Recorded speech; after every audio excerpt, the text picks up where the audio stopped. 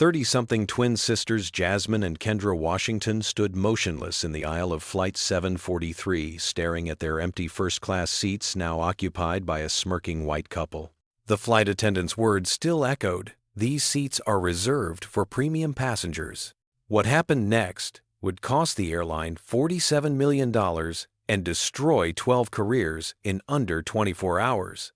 But the twins didn't know that yet. Before we dive into this unbelievable story, let me know where you're watching from in the comments below. This is a story that shook corporate America to its core, and you won't believe how it ends. If you believe in standing up against injustice, hit that like button right now. And make sure you're subscribed with notifications on, because stories like this need to be heard. Now let's go back to where it all started. Jasmine and Kendra Washington had every reason to feel on top of the world that Friday morning at Denver International Airport.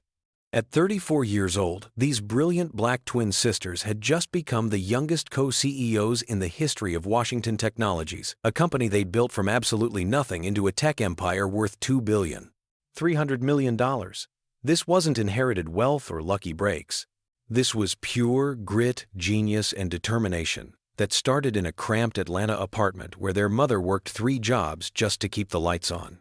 That morning, Jasmine wore an Armani navy blue suit with a crisp white blouse, her hair styled in elegant cornrows that took 3 hours the night before. Kendra chose a charcoal gray Ralph Lauren pantsuit, her natural hair pulled into a sophisticated high bun. They looked every bit the part of successful executives carrying leather briefcases that cost more than most people's monthly rent.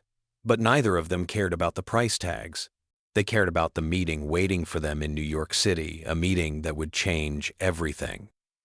Wall Street investors were ready to discuss a $350 million acquisition deal.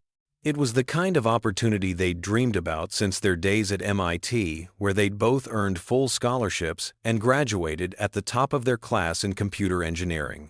The sisters had worked through the entire night, finalizing their presentation. Their eyes were tired, but their spirits were electric. Kendra kept rehearsing key points under her breath, while Jasmine scrolled through the financial projections one more time on her tablet. They'd booked 2 first-class seats, 2A and 2B, at $4,200 each through their company account. The confirmation had come through 3 times. Everything was perfect, or so they thought. At the gate, the first strange moment happened. A middle-aged white woman behind the counter whose name tag read Susan looked at their boarding passes with narrowed eyes. She scanned them once, then twice, then picked up the phone without explanation. Jasmine and Kendra exchanged glances but said nothing. They were used to this, the double takes, the assumptions, the subtle ways people questioned whether they belonged in spaces like this. Susan spoke quietly into the phone, glancing at them repeatedly before finally nodding and handing back their passes with a tight smile that never reached her eyes. Walking through the jet bridge, Kendra whispered to Jasmine, "Here we go again." Jasmine squeezed her sister's hand. They'd promised each other long ago that they wouldn't let other people's prejudices dim their light. Their mother, who'd passed away 2 years earlier from cancer, had always told them, "You belong anywhere you choose to be. Don't ever let anyone make you feel small." They carried those words like armor. The first-class cabin was exactly what they'd paid, for spacious leather seats, personal entertainment screens, and that quiet luxury that made long flights bearable. A flight attendant stood near the galley, a white woman in her early 40s with blonde hair pulled back severely. Her name tag said Bethany. When Jasmine smiled and said good morning, Bethany's response was a forced curve of lips that looked more like a grimace.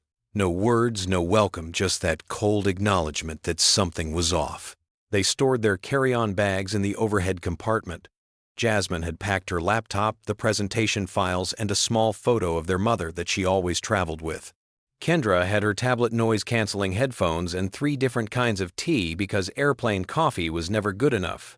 These were their rituals, the small comforts that made them feel prepared. They settled into their seats 2A and 2B, right side of the cabin, perfect for working together during the flight. Jasmine opened her laptop. Kendra pulled out her notes. The boarding process continued around them, other passengers filing past, most heading toward economy, a few more joining them in first class. That's when everything changed. A white couple, probably in their early 50s, entered the cabin with the kind of confidence that comes from never being questioned. The man was tall, silver-haired, wearing an expensive suit that screamed old money. The woman beside him had perfectly styled auburn hair and carried a Louis Vuitton bag that cost more than some people's cars. They stopped directly beside row 2, and the man pointed at the seats where Jasmine and Kendra sat. "Excuse me," he said loudly, not to them but to Bethany, who appeared instantly at his side like she'd been waiting for this exact moment. "These are our seats. There's clearly been some mistake." Bradford Harrington spoke with the kind of authority that comes from a lifetime of getting exactly what he wants. His wife Celeste stood beside him, with her arms crossed her diamond bracelet, catching the cabin lights as she tapped her foot impatiently.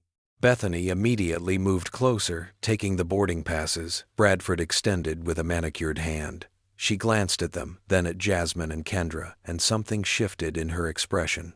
It wasn't confusion. It was decision. Jasmine felt her stomach tighten. She'd seen this look before countless times in boardrooms and restaurants and hotels. It was the look that said, "You don't belong here, and I'm about to make that clear." But she kept her voice calm and professional.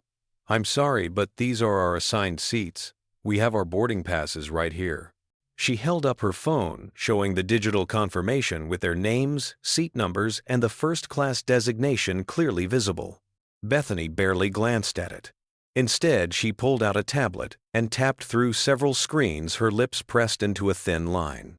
Celeste leaned in, and in a voice just loud enough to be heard, said to her husband, "I knew something was wrong when I saw them in first class."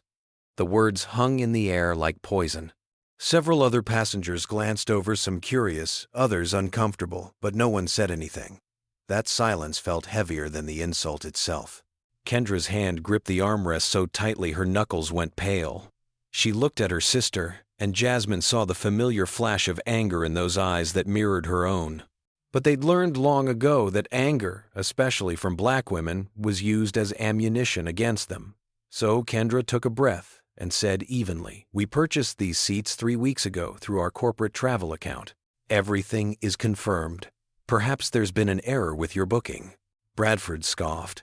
Actually scoffed, like the idea that he could be wrong was absurd. "I'm a Platinum Medallion member. I've been flying first class with this airline for 20 years. There's no error on my end." The implication was clear, the error was them. Bethany nodded along, already reaching for the phone mounted near the galley. "Let me get the head flight attendant." "We'll sort this out." The head flight attendant arrived within minutes. His name was Douglas, and he carried himself with the bureaucratic smugness of someone who enjoyed wielding small amounts of power. He was perhaps 45, with dark hair gelled back, a too white smile, and eyes that assessed Jasmine and Kendra with immediate suspicion. "What seems to be the problem here?" he asked, directing the question to Bradford, not to the women actually sitting in the disputed seats. Bradford launched into his explanation, waving his boarding pass like evidence in a trial. Douglas took it, examined it with great ceremony, then turned to his tablet and tapped through the reservation system. His frown deepened with each swipe. Finally, he looked up, and his gaze settled on Jasmine and Kendra with something that looked uncomfortably close to satisfaction. "Ladies, it appears there's been a technical glitch in our system. I'm going to need to ask you to move to economy class while we resolve this issue." The words landed like a slap. A technical glitch. The oldest excuse in the book. Jasmine felt heat rise up her neck, but she forced her voice to remain steady. "We're not moving. We paid for these seats. We have confirmation. If there's a glitch, it's not our problem to solve by downgrading." She pulled up her email showing not just the boarding passes, but the payment receipt, the confirmation number, every piece of documentation they had.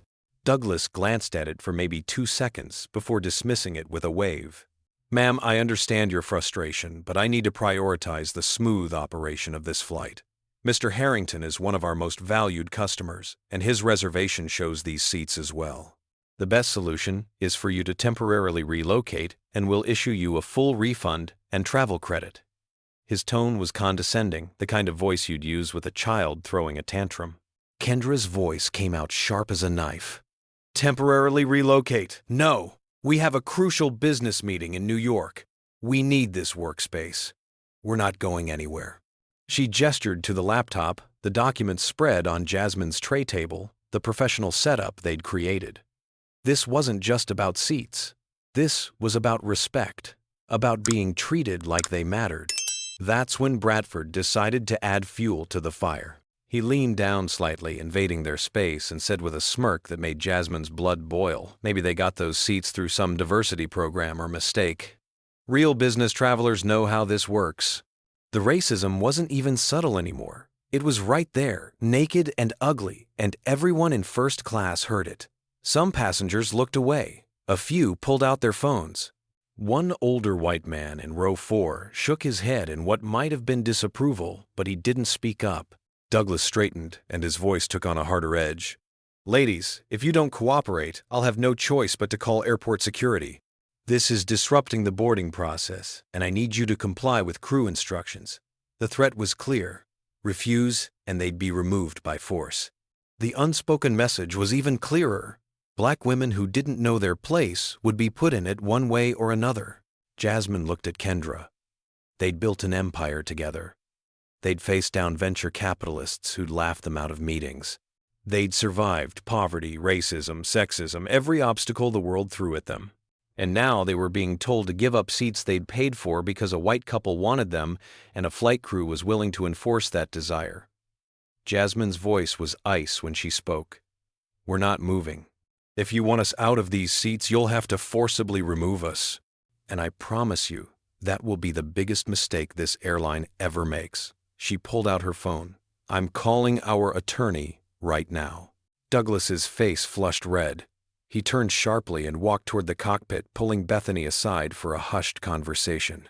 Celeste made a show of sighing dramatically, checking her watch as if they were the ones causing the delay. Bradford pulled out his own phone, typing rapidly. The tension in the cabin was suffocating. Another flight attendant, a younger woman who looked deeply uncomfortable, kept glancing between the scene and the cockpit door. And then Douglas returned, but he wasn't alone. 2 airport security officers stepped into the first-class cabin, their presence immediately changing the atmosphere from tense to threatening. The first was a tall white man, probably 6'3", with a buzz cut and arms that strained against his uniform shirt. His name tag read Russell. Beside him stood another officer, slightly shorter but equally imposing, with cold blue eyes and a hand resting casually on the handcuffs attached to his belt. His name tag said Tate. Neither of them smiled. Neither of them looked like they cared about the truth. Douglas approached them with theatrical concern, lowering his voice just enough that it carried perfectly through the cabin. "Officers, thank you for responding so quickly. We have 2 passengers who are refusing to comply with crew instructions and are disrupting the boarding process.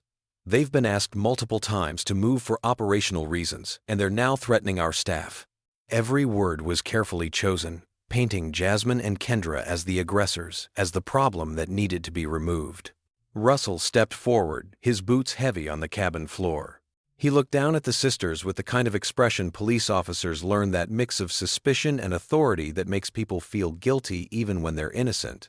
"Ladies, I'm going to need you to stand up and come with us. We can do this easy, or we can do it the hard way. Your choice." His hand moved toward his belt, not quite touching the cuffs, but making the threat visible. Jasmine's heart was pounding so hard she could hear it in her ears, but she kept her hands visible, her posture non-threatening, her voice calm, despite the rage burning through her veins. "Officer, we are passengers who paid for these seats. We have done nothing wrong. We have our documentation right here." She held up her phone again, showing everything: the receipts, the confirmations, the corporate account information. "We're being removed because a white couple wants our seats, and this crew is accommodating racial discrimination." Tate's expression didn't change. He didn't look at the phone. He didn't ask to see the documentation. He just repeated Russell's words like they were reading from a script. "Ma'am, we're not here to arbitrate seating disputes. We're here because the flight crew has requested your removal. You need to come with us now." The dismissiveness was stunning. They didn't care about facts, or justice, or rights. They cared about compliance. Kendra turned to the other passengers, raising her voice so everyone could hear. Is anyone recording this? Please let the world see what's happening here. Several phones were already out, pointed at them, capturing everything. One passenger, a young white woman in row 3 with kind eyes and a horrified expression, stood up slightly. Her name would later be revealed as Harper. "Excuse me, officers. I've been watching this whole thing. These women didn't do anything wrong." The crew is wrong here. This is discrimination. Russell turned his head toward Harper, and the look he gave her could have frozen water. "Ma'am, please sit down and stay out of this, or you'll be joining them." Harper's face went pale, but she didn't sit. She kept her phone up, kept recording. "I'm a witness. I'm documenting what I'm seeing." Her voice shook, but she didn't back down. That small act of courage would later make her a hero, but in that moment, it felt like a drop of water against a wildfire. Douglas moved closer to Jasmine and Kendra, his professional mask slipping to reveal something uglier underneath. "This is your last chance. Stand up and leave voluntarily, or you'll be escorted off this plane in handcuffs. Is that really how you want this to go?" The condescension in his voice was suffocating. He was enjoying this, the power, the control, the way he could make 2 successful black women submit to his will. Kendra's hands were shaking. Not from fear, though fear was there, but from fury. She looked at Tate, then Russell, then Douglas, and said something that would be replayed millions of times on social media in the hours to come. "This is racial profiling. You're doing this because we're black. If we were white, this wouldn't be happening. You're removing paying customers because of the color of our skin." Her voice cracked on the last words, not from weakness, but from the weight of every time this had happened, every microaggression, every assumption, every moment of being made to feel less than. Russell's jaw tightened. He reached toward Kendra, and she pulled back instinctively. "Don't touch me," she said sharply. That reaction, that natural human response to unwanted contact, was all the excuse he needed. "You're being non-compliant and aggressive. We're taking you off this plane now." He grabbed her arm. His grip was hard enough to hurt. Kendra tried to pull away, and in that struggle her briefcase fell to the floor, papers scattering. Russell used that moment to pull handcuffs from his belt. "Wait," Jasmine stood up quickly, hands raised, heart racing. "Please don't. We'll go. Just don't touch her. We'll leave." The decision broke her heart. They were giving in. They were letting injustice win. But Kendra's safety mattered more than pride, more than principle. She couldn't let her sister be arrested, couldn't risk violence, couldn't bear the thought of what could happen if they resisted any further. She'd seen too many videos of black people being hurt, killed for less. A man's voice cut through the tension from a few rows back. "This is wrong. They paid for those seats." It was a black passenger in row 5, a man in his 30s wearing business casual clothes. His name was Jerome. He stood up, his face twisted in outrage. "You're really going to arrest them for sitting in seats they bought? I'm not flying with a racist crew." He grabbed his bag from the overhead compartment. Douglas turned toward him, pointing. "Sir, sit down or you'll be removed too." Jerome didn't sit. He walked toward the exit, stopping beside Jasmine and Kendra. "I'm a witness too. I'm Jerome Patterson, and I'm the director of marketing for Bennett Industries." "I'm not staying silent." He pulled out his business card, pressing it into Jasmine's hand. "Call me if you need testimony. I saw everything." Then he walked off the plane, his departure, making a statement that words couldn't. But it wasn't enough to stop what was happening. It was never enough. Russell pulled Kendra toward the aisle. She didn't resist anymore. Neither did Jasmine. They walked heads high, despite the humiliation past Bradford and Celeste, who watched with satisfied smirks. Celeste actually waved a little finger wiggle that was pure mockery. They walked past Harper, who was still filming tears streaming down her face. They walked past the other first-class passengers, some looking guilty, most looking away. And then they walked through economy where dozens of faces watched them, many of them black faces, many of them filled with recognition and pain because they'd been there too in different ways and different moments, feeling that same helpless rage. At the jet bridge, Russell released Kendra's arm, leaving a red mark that would bruise by morning. Tate spoke into his radio, reporting the situation in cold, clinical language that stripped away all humanity. Douglas followed them out, and his last words before turning back to the plane were, You should have just cooperated. This could have been simple, as if compliance was all they owed, as if their dignity meant nothing. Standing in the gate area felt surreal. Minutes ago, Jasmine and Kendra had been successful CEOs preparing for the biggest deal of their careers. Now, they were two black women removed from a plane, treated like criminals, their professional reputations potentially destroyed by an incident that never should have happened. Kendra was shaking, silent tears running down her face that she wiped away furiously. Jasmine felt numb, that protective dissociation that happens when trauma is too fresh to fully process. A Delta Gate agent approached them, an older black woman whose eyes held so much pain and sympathy that Jasmine almost broke down right there. Her name tag read Patricia. She touched Kendra's shoulder gently, her voice barely above a whisper. "Baby, I'm so sorry. I'm so sorry. This isn't right." The kindness in those words, that acknowledgement of the injustice, meant more than Patricia could know. But Patricia couldn't fix this. She could only witness it, another black woman watching another black woman be dehumanized, powerless to stop the machine. Jasmine pulled herself together through sheer force of will. She couldn't fall apart, not here, not now. Kendra needed her to be strong. She found her voice cold and clear.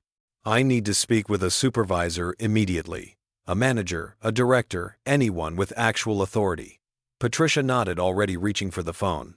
Within minutes, a white man in a Delta supervisor uniform appeared, his expression carefully neutral.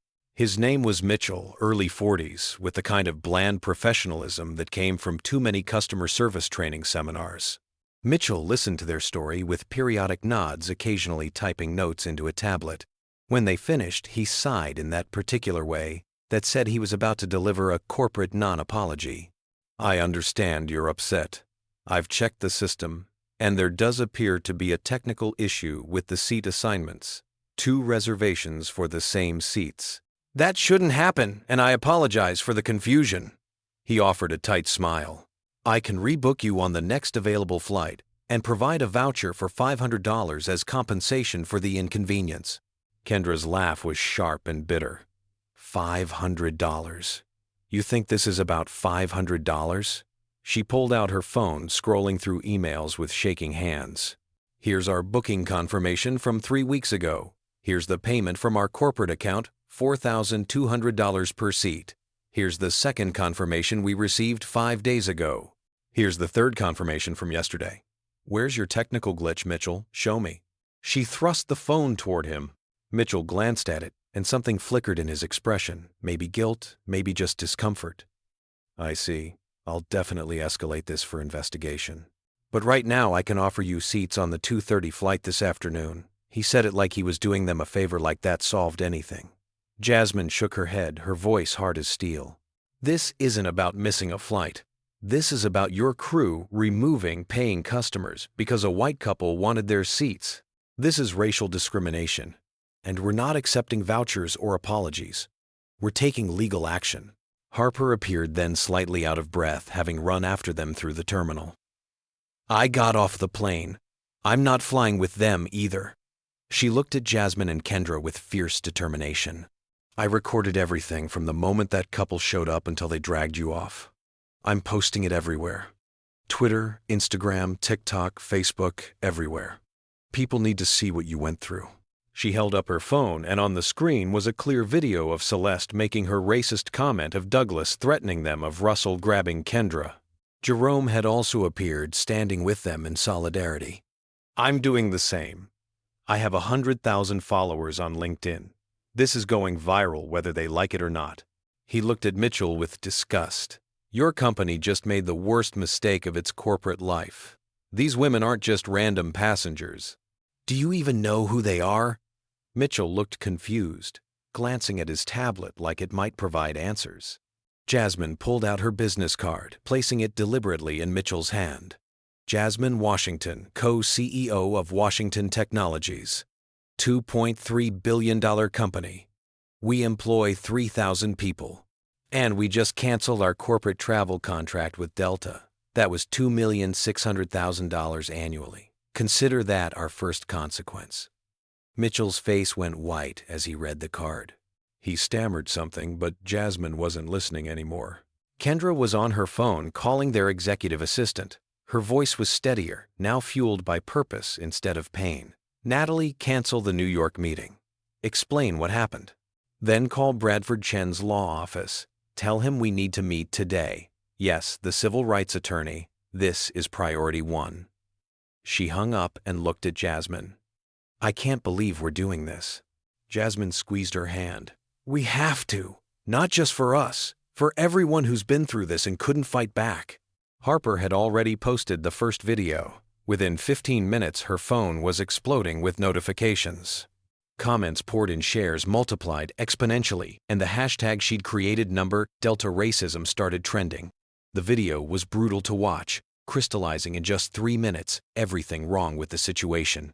You could see the fear in Kendra's eyes when Russell grabbed her. You could hear Bradford's racist comment clear as day. You could see Douglas's smug satisfaction. It was undeniable evidence, and the internet was about to explode.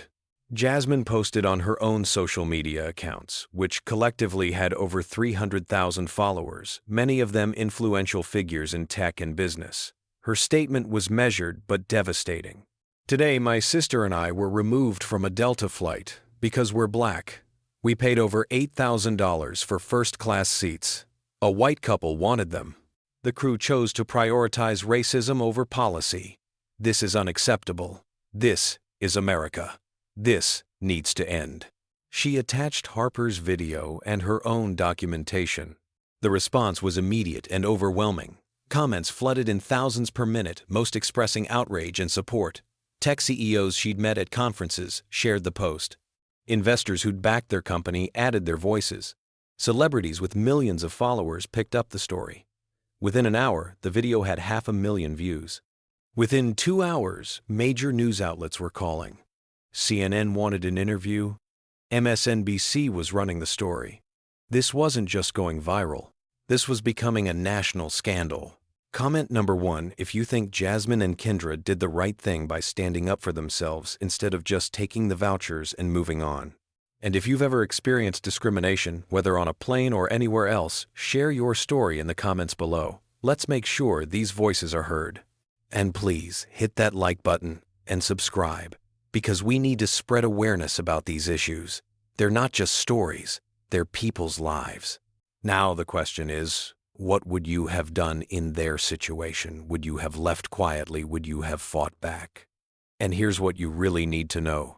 Delta had no idea who they were dealing with. These women weren't just going to accept injustice. They were about to make the airline pay in ways nobody saw coming. What do you think happened next when Delta's executives found out exactly who these women were? Keep watching, because the revenge they got was absolutely beautiful.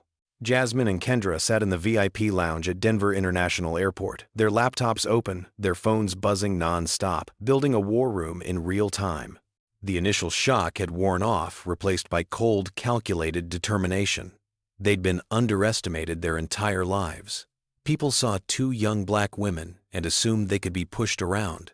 Delta was about to learn how expensive that assumption could be. The PR team from Washington Technologies dialed in via video conference within 30 minutes.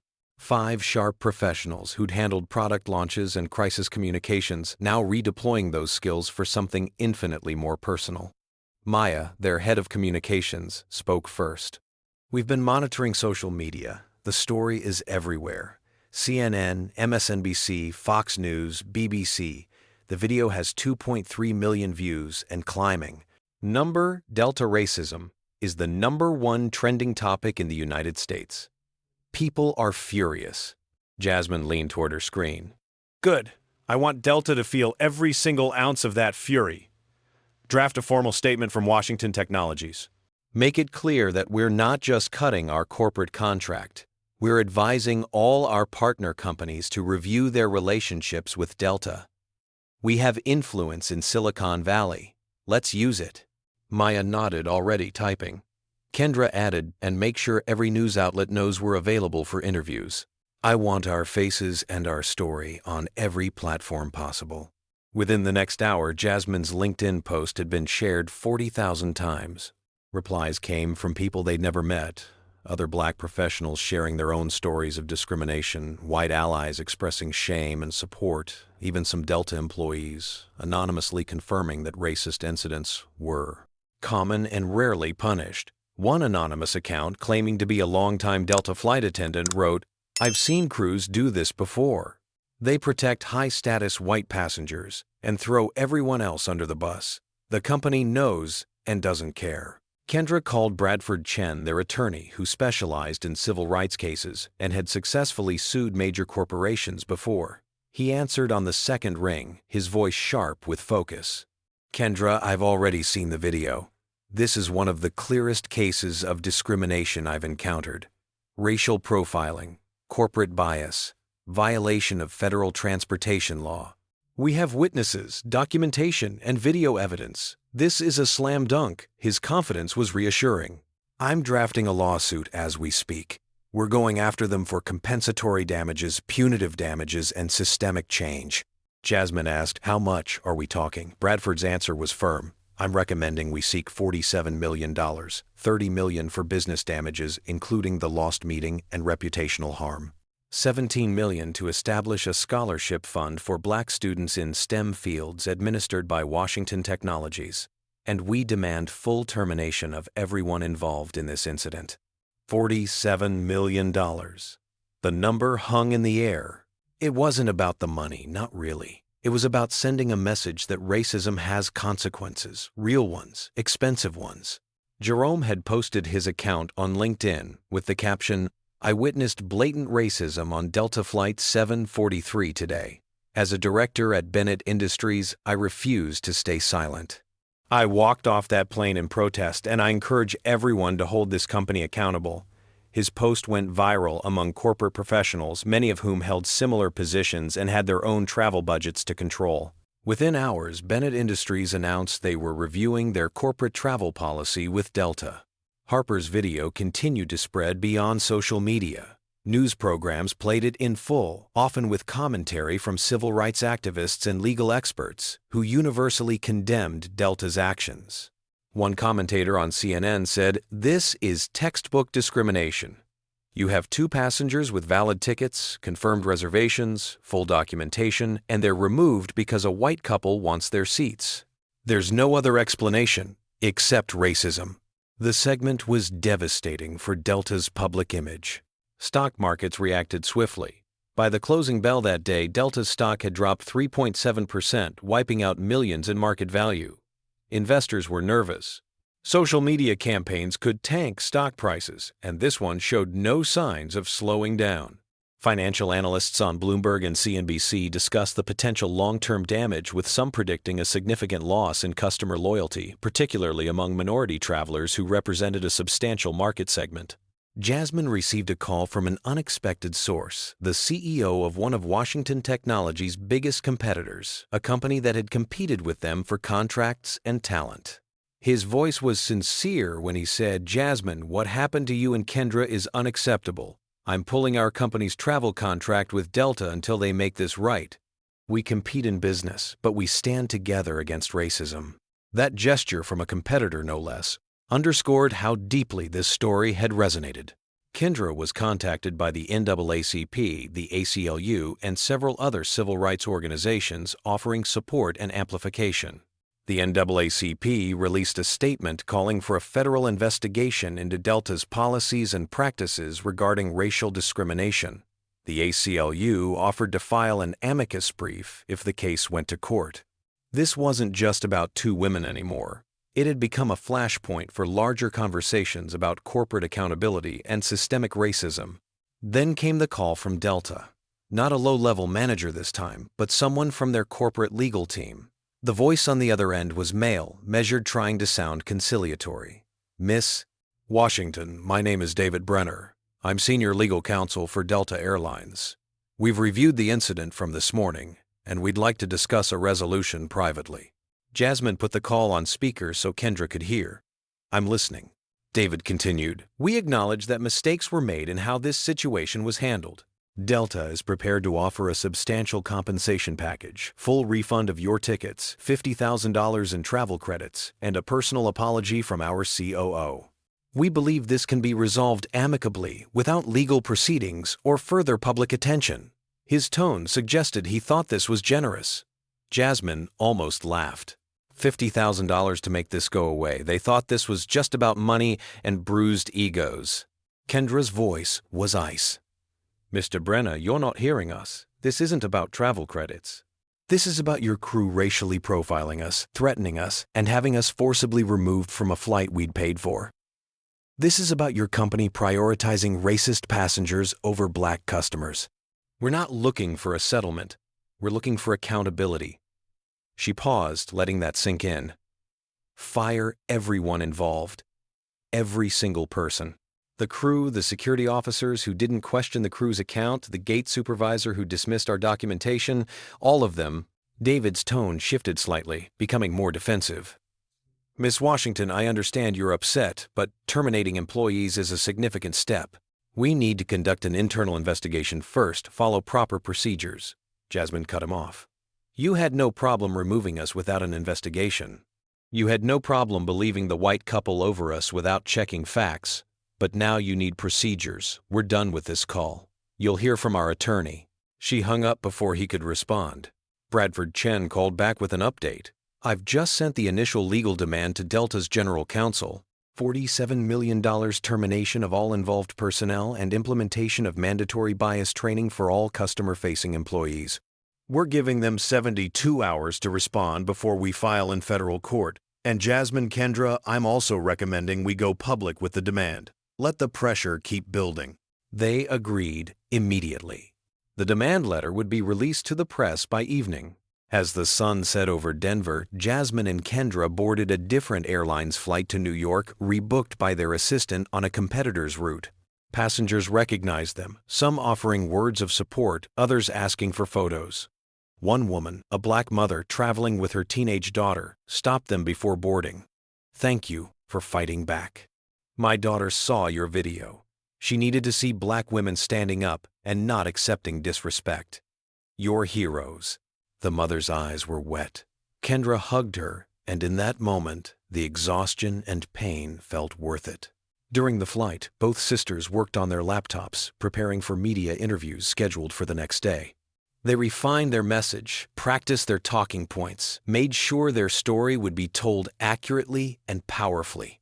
This wasn't just about them anymore. It was about every black person who'd been made to feel unwelcome, every person of color who'd been told they didn't belong, every individual who'd experienced the soul-crushing weight of discrimination and had no platform to fight back. Jasmine and Kendra had that platform. They were going to use it. At Delta Airlines headquarters in Atlanta, panic was setting in.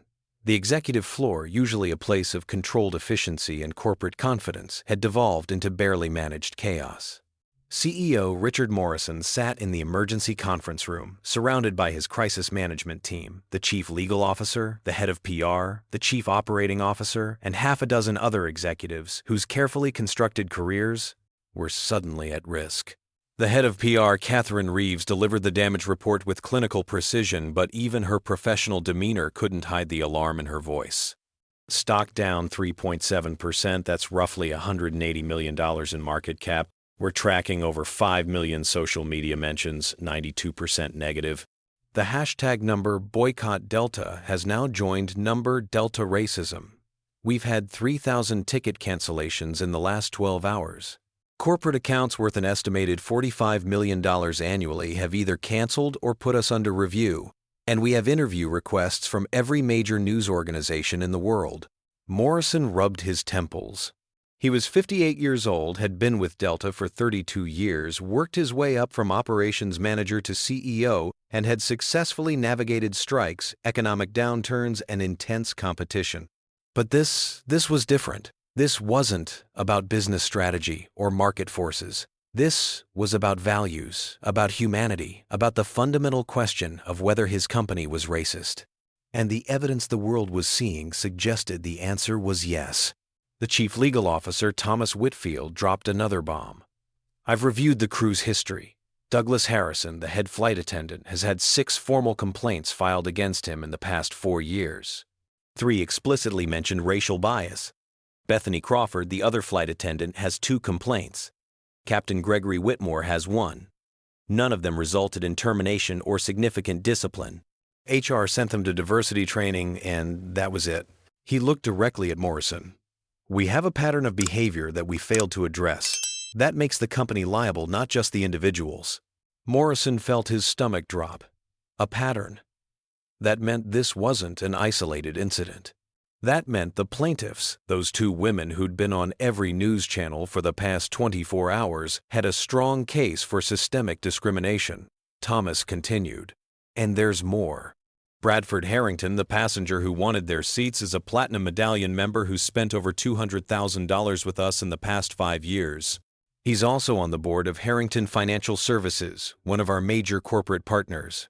I've pulled communications from that morning, and there's evidence he called ahead to request priority handling. What kind of evidence? Morrison asked, though he dreaded the answer. Thomas pulled up an email on the screen.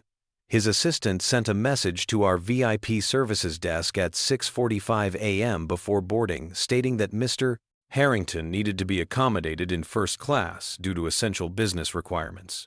The desk forwarded it to the gate supervisor, who then contacted the flight crew. Douglas Harrison replied that he would handle the situation. The implications were staggering. This wasn't just implicit bias. This was coordinated prioritization of a wealthy white customer over paying black customers. Catherine spoke up again. We need to get ahead of this. I recommend an immediate public statement, full apology announcement of an internal investigation, and some form of compensation offered to the Washington sisters. Morrison nodded slowly. Draft something, but make it strong.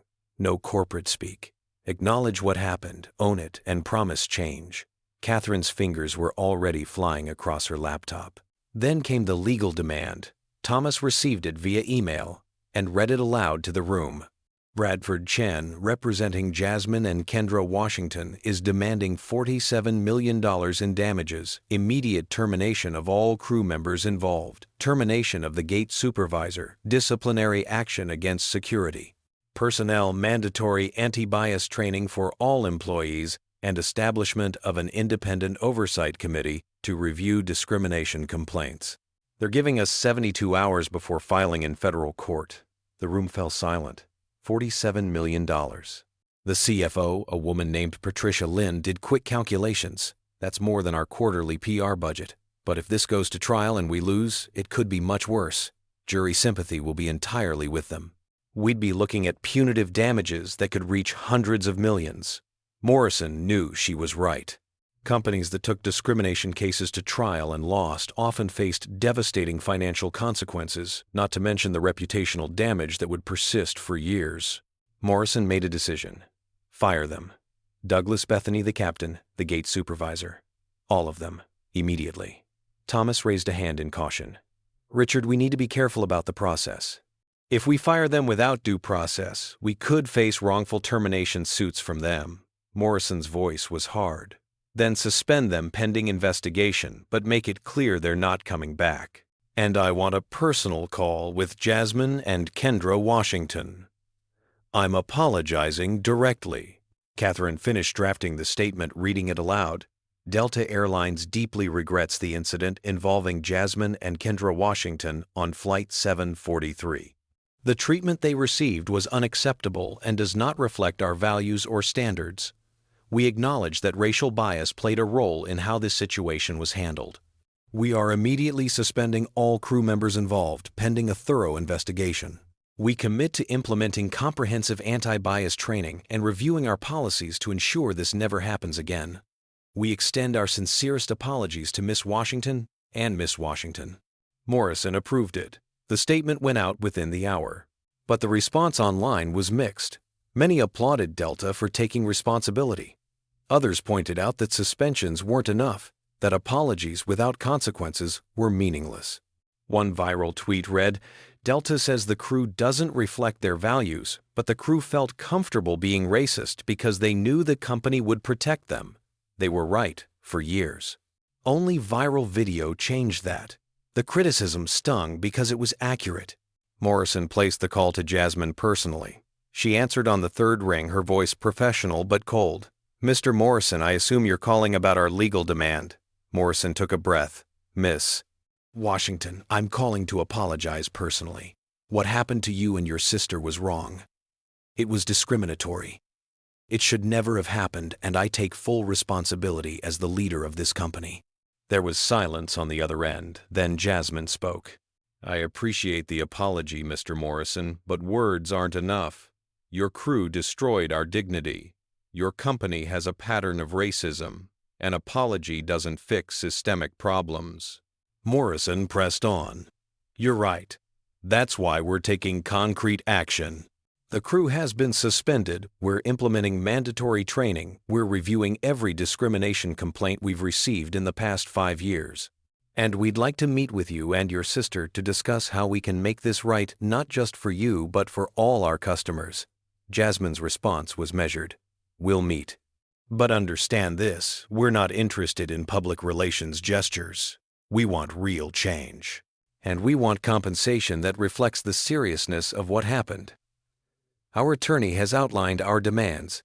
Meet them and we can talk. Otherwise, we'll see you in court." The meeting was scheduled for 2 days later. In the interim, Delta moved forward with the suspensions, which the media immediately reported. Interviews with anonymous Delta employees began surfacing, many confirming that racial bias was common and rarely addressed. One anonymous pilot told a reporter, "I've seen black passengers treated differently for years. Crew members make assumptions, give worse service, call security faster. Management knows, but doesn't do much about it unless it becomes public." Public protests began. At major airports, including Atlanta's Hartsfield-Jackson groups, gathered with signs reading "Flying while black shouldn't be dangerous" and "Delta do better." Some protests were organized by civil rights groups. Others were grassroots people outraged by what they'd seen. Delta employees, particularly employees of color, began speaking out internally, demanding change, threatening walkouts if the company didn't address systemic racism. Bradford Harrington, the passenger whose demand for the seats had started everything, tried to defend himself in a statement to the press. "I was simply asking for my assigned seat.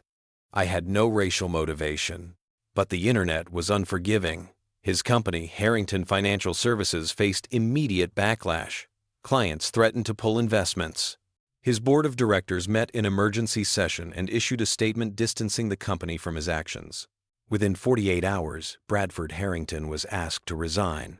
His wife Celeste deleted all her social media accounts after being flooded with messages calling her a racist.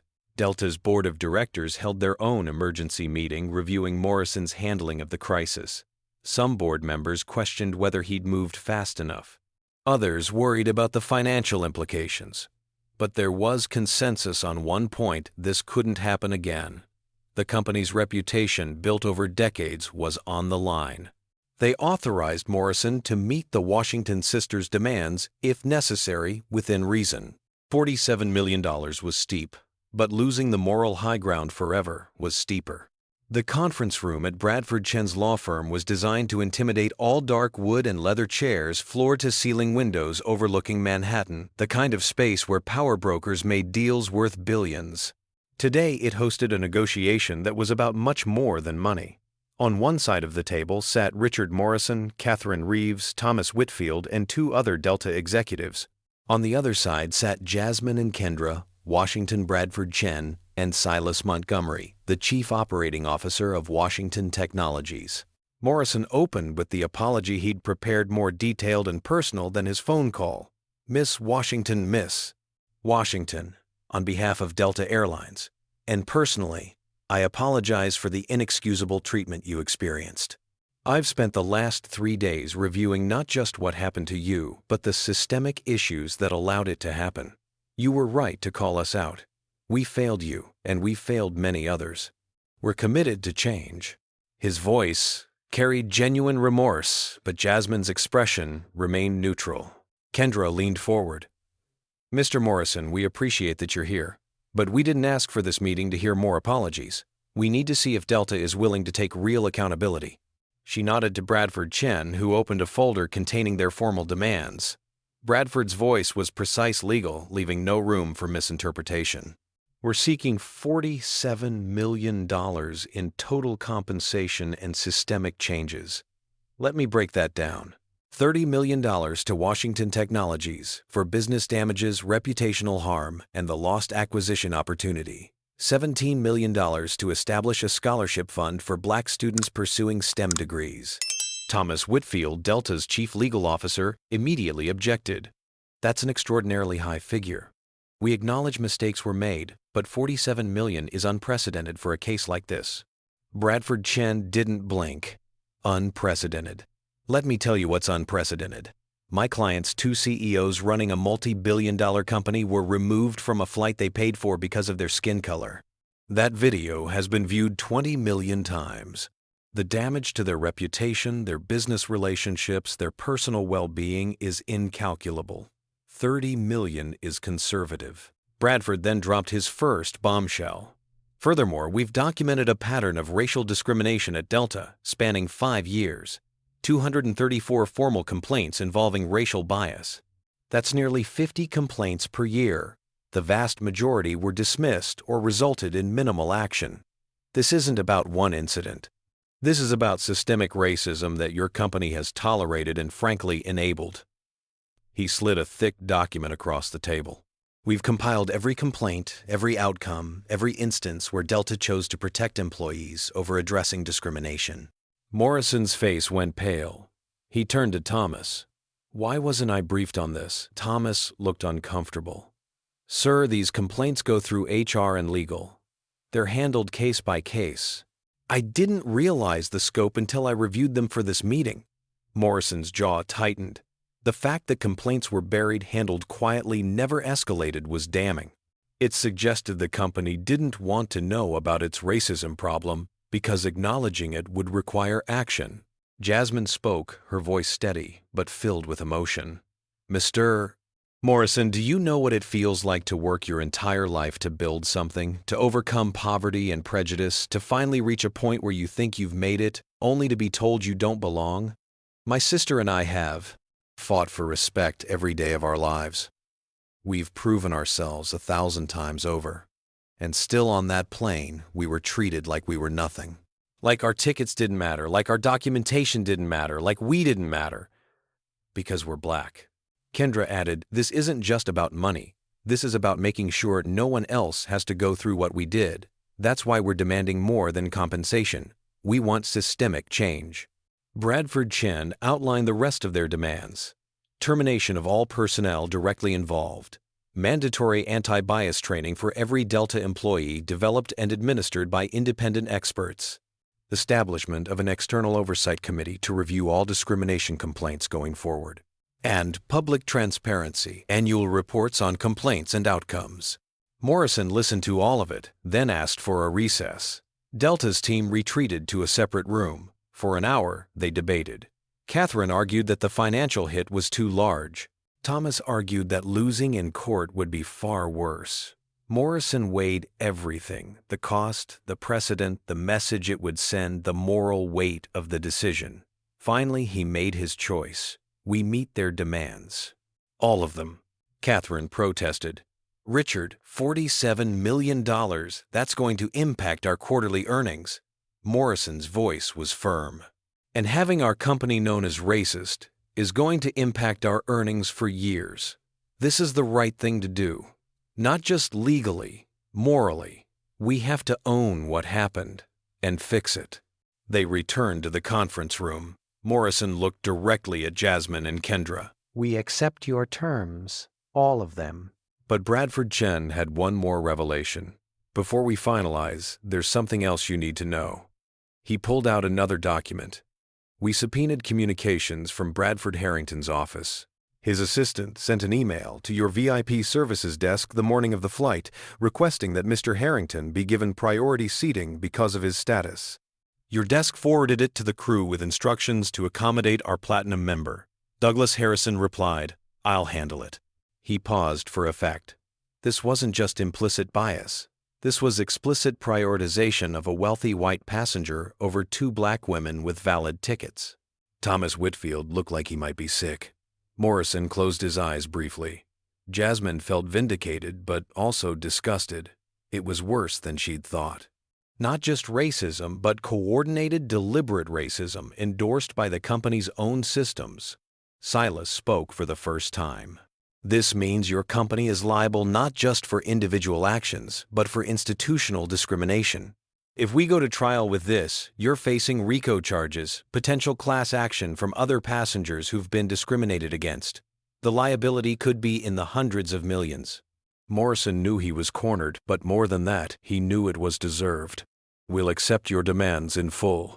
$47 million, terminations, systemic reforms, oversight, committee, everything. We'll sign a consent decree if necessary. Bradford Chen nodded. We'll draft the settlement agreement. But understand this, we'll be watching. If Delta doesn't follow through, we're back in court, and next time we're not negotiating. The settlement was signed 3 hours later.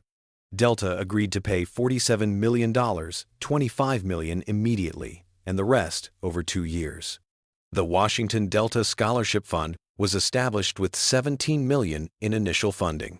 Douglas Harrison, Bethany Crawford, Captain Gregory Whitmore, the gate supervisor, Mitchell Hansen, and 2 other employees directly involved were terminated. Bradford Harrington's Platinum Medallion status was permanently revoked. Delta also agreed to hire an independent chief diversity officer with real authority, implement mandatory quarterly anti-bias training for all employees, and publish annual transparency reports on discrimination complaints. An external oversight committee, including civil rights leaders and legal experts, would review all complaints and have the power to recommend policy changes. The settlement was unprecedented in scope and served as a blueprint for holding corporations accountable. Morrison held a press conference that evening announcing the settlement. Today, Delta Airlines takes full responsibility for what happened to Jasmine and Kendra Washington. We failed them. We failed many others. We're committing $47 million and comprehensive reforms to ensure this never happens again. This is not the end of our work. It's the beginning. We will do better because we must do better. The reaction was mixed, but most agreed it was a significant step. Jasmine and Kendra held their own press conference. Kendra spoke first. We didn't want to be heroes. We just wanted to fly to a meeting. But when injustice happens, you have 2 choices: stay silent or fight back. We chose to fight not just for us, but for everyone who's been discriminated against and couldn't fight. This settlement isn't victory, it's accountability. And it's a message to every corporation. Racism has consequences. Jasmine added, we're grateful to everyone who supported us, who shared our story, who used their voices. Harper, who filmed what happened and got off the plane in protest. Jerome, who stood with us. Bradford Chen, who fought for us legally. And to every person who's experienced discrimination, we see you.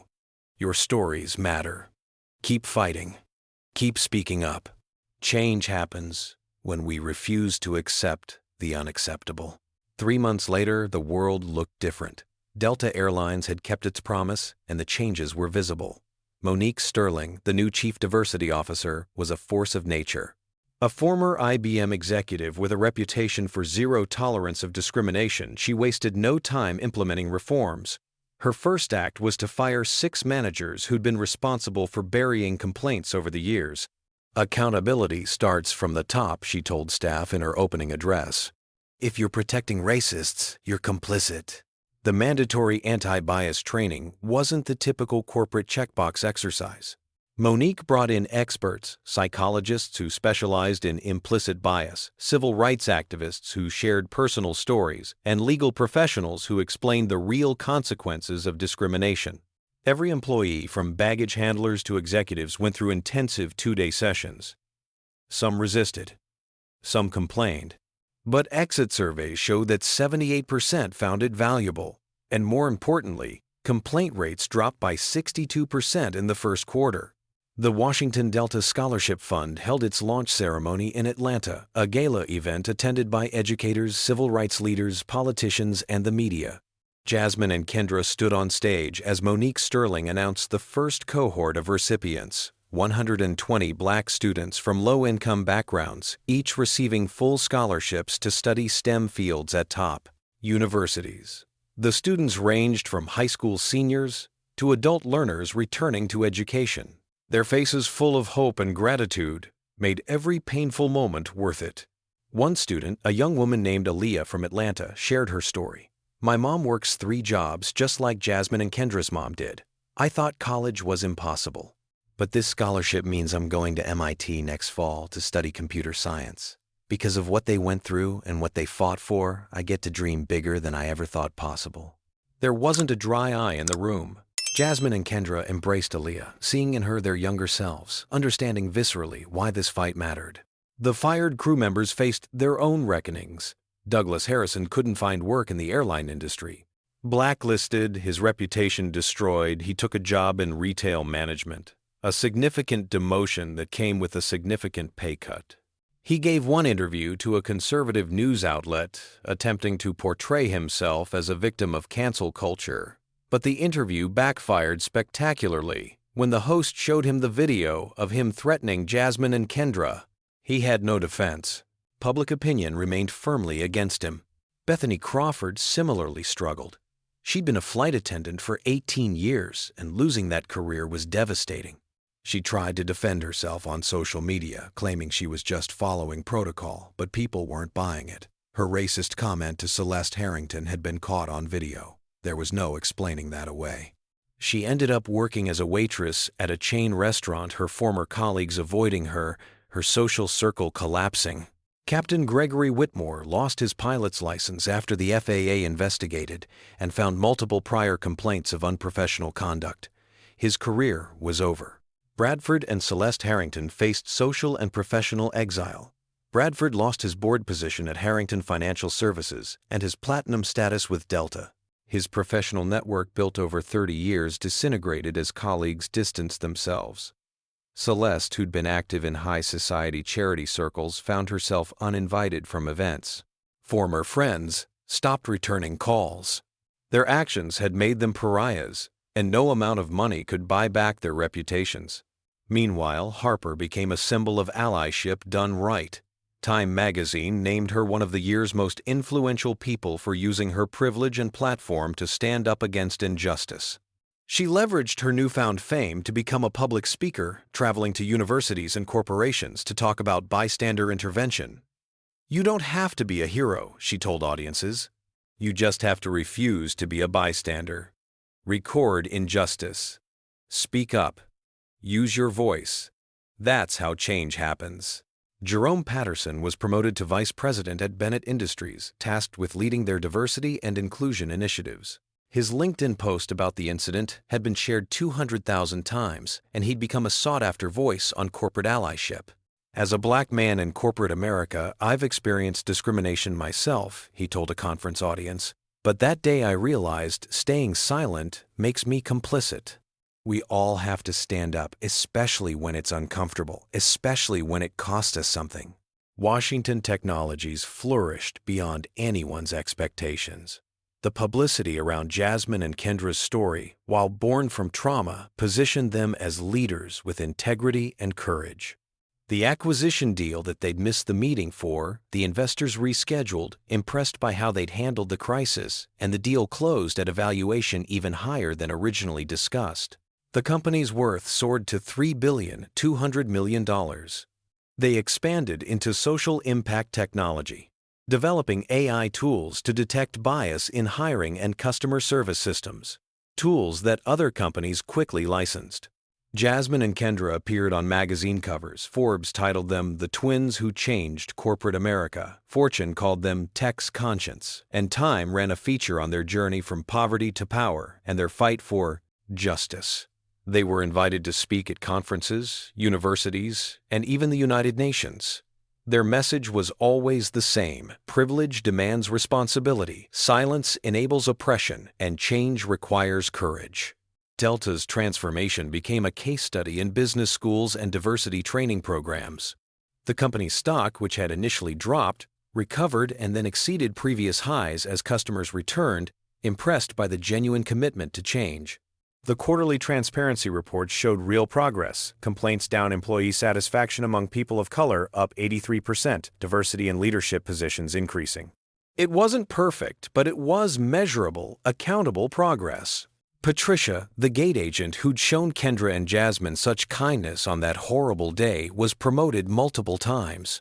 Delta recognized that she'd tried to help despite the constraints of her position and made her director of customer experience, specifically tasked with ensuring frontline employees felt empowered to challenge discriminatory behavior.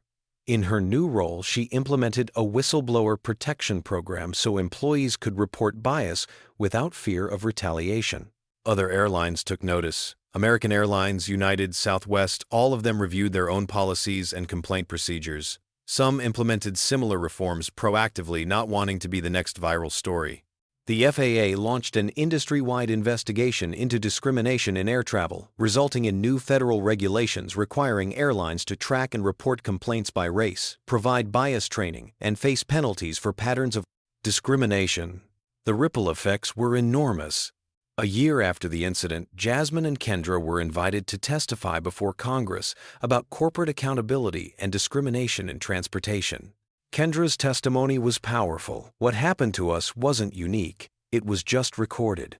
Thousands of people experience discrimination every day, in ways big and small. The question isn't whether racism exists. It's whether we have the courage to confront it, to demand accountability, to create systems that protect people instead of protecting prejudice. The hearing led to proposed legislation strengthening civil rights protections in commercial travel. The scholarship fund grew beyond its initial funding. Corporations and individuals donated inspired by the story and the cause. By the end of the first year, the fund had $28 million and had helped 500 students. The recipients were diverse, not just in race but in background and experience: single mothers returning to school, first-generation immigrants, kids from underserved rural communities. The fund didn't just provide money. It provided mentorship, internships, and a network of support.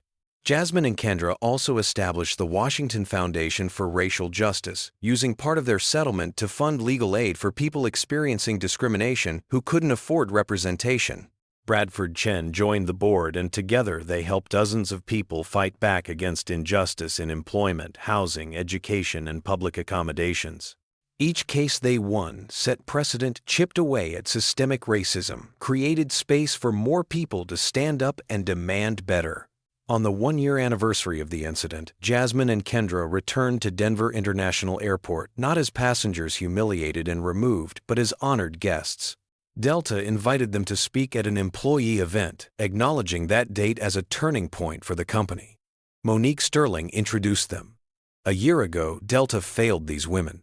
But their courage, their refusal to accept injustice, quietly forced us to look in the mirror and change. We're not perfect, but we're better.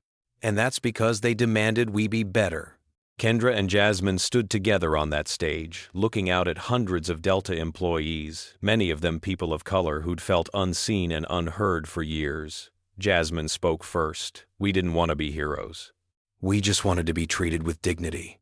What happened to us could have broken us, but we chose to let it fuel us, to fight not just for ourselves, but for everyone who comes after us. That's the choice we all have.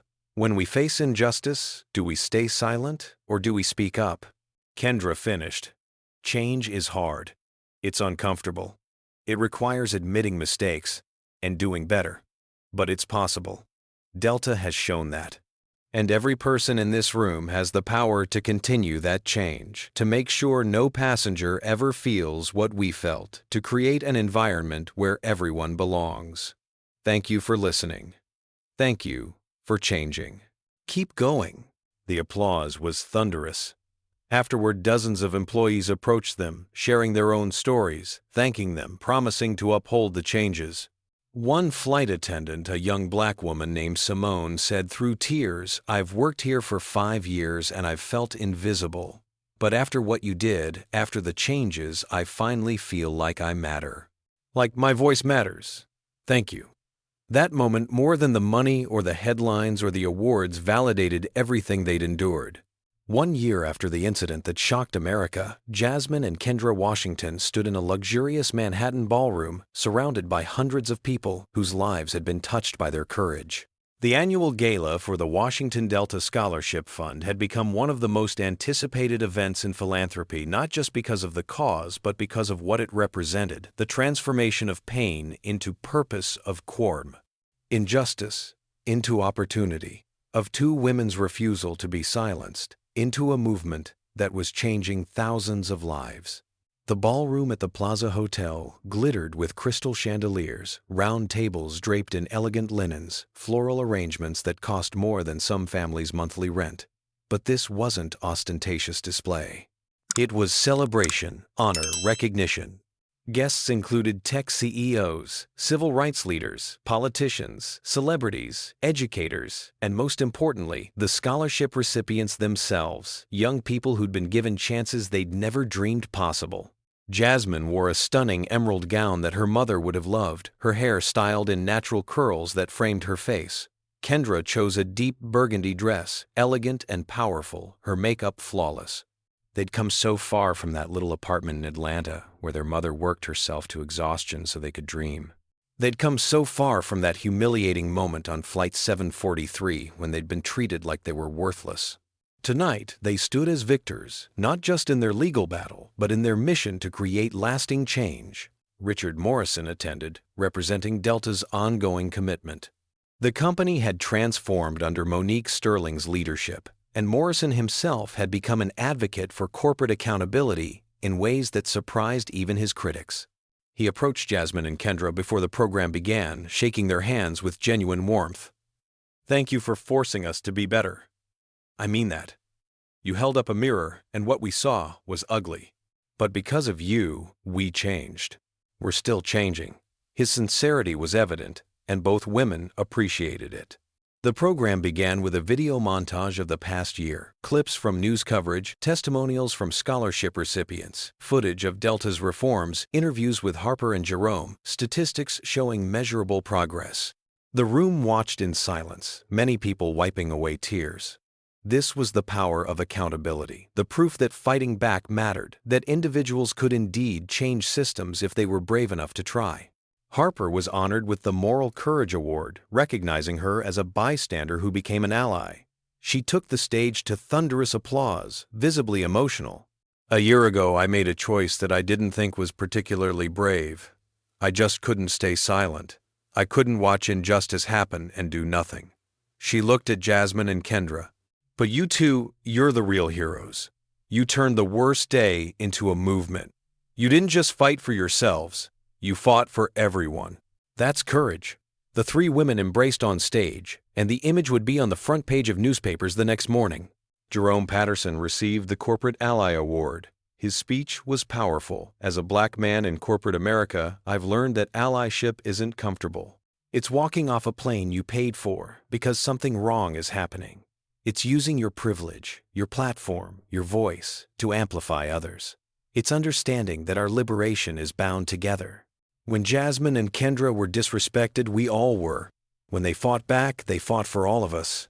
His words resonated deeply, and many corporate leaders in the audience looked contemplative, perhaps examining their own roles in either perpetuating or challenging injustice. Then came the moment everyone had been waiting for: the scholarship recipients. 10 students selected to represent the first cohort took the stage. They ranged in age from 18 to 42, representing diverse backgrounds and stories. But they shared one thing: they were all brilliant, driven, and until this scholarship had been limited by circumstances beyond their control. Aaliyah, the young woman from Atlanta who'd spoken at the fund's launch, stepped to the microphone. At 19, she'd just completed her first year at MIT with a perfect GPA. "I grew up in the same neighborhoods Jasmine and Kendra did. My mom works 3 jobs like their mom did. I used to think people like me didn't get to go to MIT, didn't get to dream about Silicon Valley, didn't get to imagine ourselves as engineers and innovators. But they showed me different." Her voice broke. "They showed me that I belong anywhere I choose to be. That my dreams aren't too big. That my skin color doesn't define my limits. I'm here because they refused to accept injustice, because they fought back, because they turned their pain into my opportunity." Jasmine and Kendra couldn't hold back their tears. Aaliyah's words echoed their own journey so perfectly. When she finished, they rushed to embrace her 3 generations of black women who'd overcome, who'd persisted, who'd claimed space in a world that tried to make them feel small. The applause lasted 5 minutes. People stood. Some wept. The moment captured everything.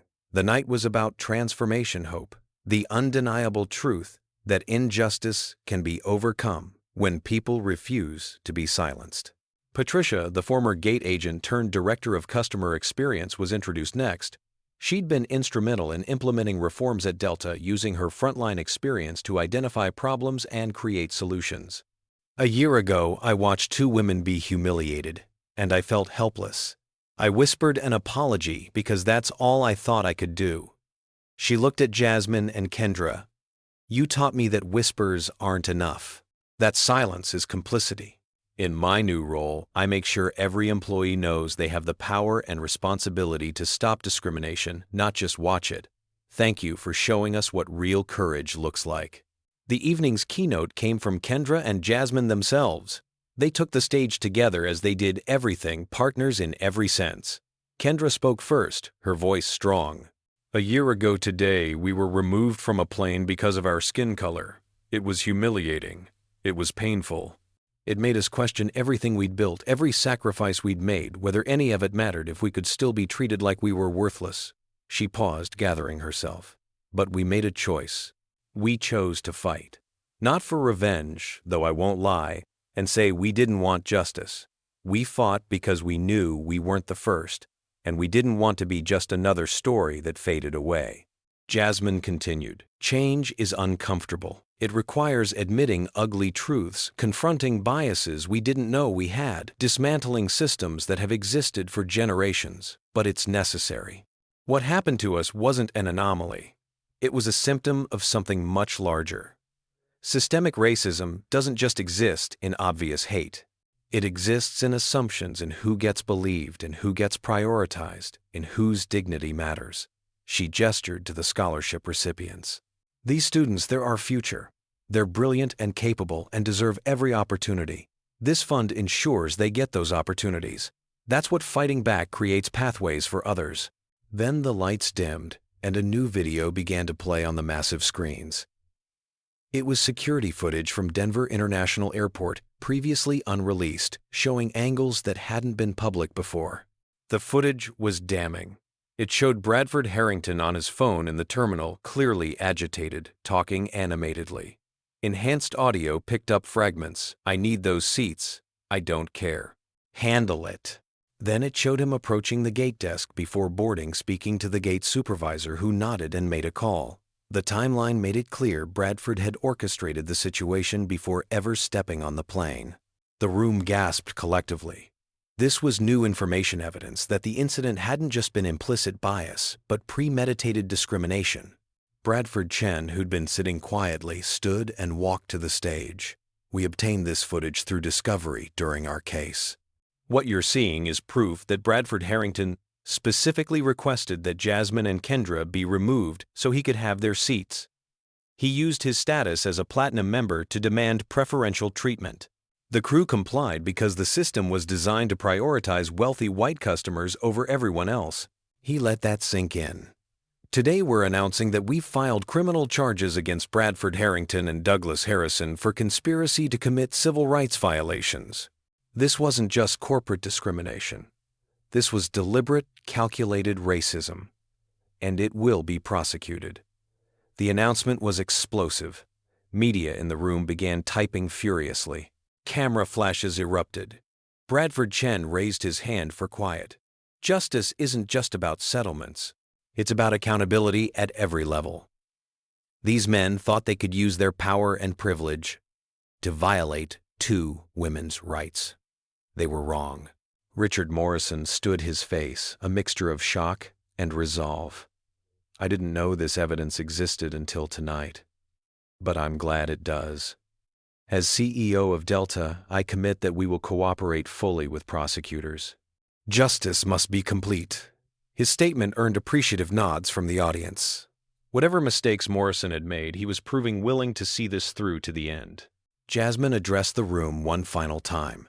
Tonight isn't about anger, though we have every right to be angry. It's about hope. Look around this room.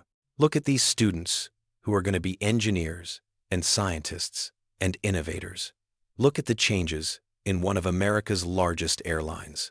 Look at the national conversation about racism and accountability that this sparked. That's what happens when we refuse to accept injustice. We don't just fight for ourselves, we create opportunities for thousands of others. Kendra added, her voice thick with emotion. My sister and I have been asked if we regret what happened, if we wish we'd just taken the settlement quietly and moved on. The answer is no. Because of what we went through, 500 students have scholarships. Because of what we fought for, airline policies have changed. Because we refused to be silenced, other people found their voices. That's not something to regret. That's something to be proud of. The standing ovation was immediate and sustained. People cheered, clapped, cried. The scholarship recipients rushed the stage surrounding Jasmine and Kendra in a group embrace that became the defining image of the night. Here were the architects of change, surrounded by its beneficiaries, proof that fighting back mattered, that justice was possible, that two Black women who refused to accept racism could indeed change the world. As the evening wound down, Jasmine and Kendra stood by the floor-to-ceiling windows overlooking Central Park, the city lights twinkling like earthbound stars. Kendra leaned her head on her sister's shoulder. "Do you think we changed anything?" she asked softly. Jasmine smiled, turned her sister around to face the ballroom. "Look behind us," she said. The room was full of young Black students, networking with corporate leaders, civil rights activists, talking with educators, Harper and Jerome laughing together, Patricia sharing stories with Delta employees who'd come to honor the press. Changes in their company. "We didn't just fight for ourselves," Jasmine said. "We opened doors. And that's everything." Kendra's phone rang. She glanced at the screen, her eyes widening. "Jazz, you won't believe this." Jasmine raised an eyebrow. What Kendra answered the call, listened for a moment, then pulled the phone away, staring at it in disbelief. "That was the White House. The president wants to meet with us about a national civil rights initiative. They want us to advise on policies to combat discrimination in transportation and corporate America." The sisters looked at each other and slowly smiles spread across their faces. Jasmine laughed, not from humor, but from the beautiful absurdity of it all. "Well then, our work is just beginning."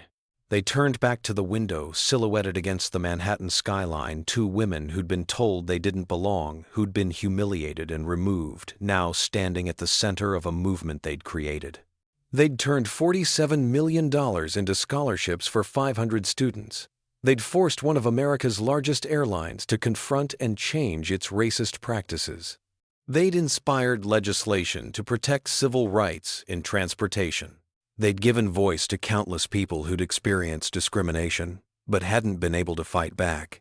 And they weren't done. As the gala ended and guests began to leave, Aaliyah approached them one more time. Miss Washington, I just want to say thank you.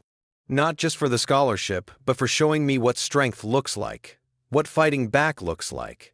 I'm going to be an engineer, and one day I'm going to create technology that makes the world more fair. And it's because you showed me that's possible."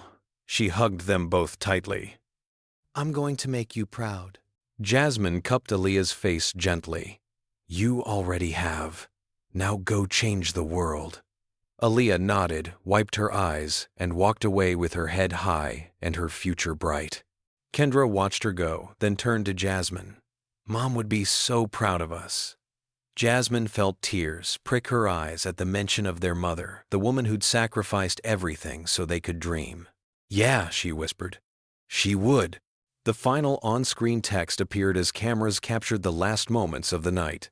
The Washington Delta Scholarship Fund has helped 500 students in its first year and plans to help 5,000 more in the next decade. Bradford Harrington was convicted of conspiracy to commit civil rights violations and sentenced to 2 years in federal prison. Douglas Harrison awaits trial. Delta's diversity metrics have improved 83%, with complaint rates down 62%. Jasmine and Kendra Washington continue to advocate for racial justice in corporate America and were appointed as advisors to the President's Commission on Civil Rights. Their company, Washington Technologies, now valued at $3.8 billion, continues to develop technology to combat bias in artificial intelligence and hiring practices. Harper and Jerome remain active in civil rights work and allyship education. The fight continues. So what do you think? Have you ever witnessed discrimination and wondered if you should speak up? Comment below and share your thoughts. If you believe in standing up against injustice, hit that like button right now. Subscribe to this channel if you want to hear more stories about people who refuse to stay silent and change the world because of it.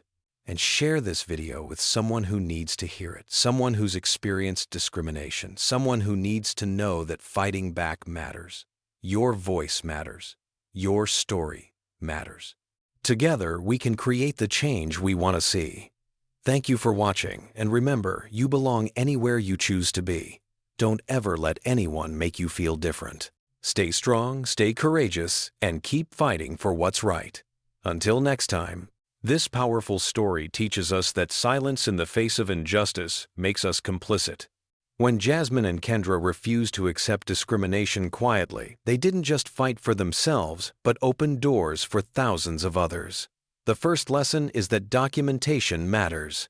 Harper's video and their meticulous record-keeping became undeniable evidence that changed everything. Second, allyship requires action, not just sympathy. Jerome and Harper risked their own comfort to stand up, proving that witnesses have power when they choose to use it. Third, systemic change demands more than apologies. Real accountability means firing those responsible, implementing structural reforms, and creating oversight mechanisms. Fourth, your voice and platform matter, regardless of size. Whether you're a CEO or a concerned passenger, speaking up creates ripples that become waves. Fifth, racism thrives in silence and dies in exposure. The conspiracy between Bradford Harrington and the crew succeeded only until it was made public. Finally, turning pain into purpose creates lasting legacy. The Scholarship Fund will impact generations, proving that our responses to injustice can transform tragedy into opportunity. Remember, you belong anywhere you choose to be, and when someone tries to make you feel otherwise, fight back, not just for yourself, but for everyone who comes after you. What would you have done in Jasmine and Kendra's situation? Would you have accepted the voucher and moved on, or would you have fought back? Drop a comment below with number 1 if you believe they did the right thing, or share your own experience with discrimination. Have you ever witnessed racism and wished you'd spoken up? Tell us your story. If this video moved you, hit that like button right now, because stories like this need to be amplified. Subscribe to our channel and turn on notifications so you never miss another story about people who refuse to stay silent and change the world. Share this video with someone who needs to hear it, someone who's experienced injustice, someone who needs to know their voice matters. Together, we can create awareness and accountability. Thank you for watching, for caring, and for being part of this community that believes in justice and dignity for all. Stay strong, stand up against injustice, and remember that your courage can inspire thousands. Until next time, keep fighting for what's right.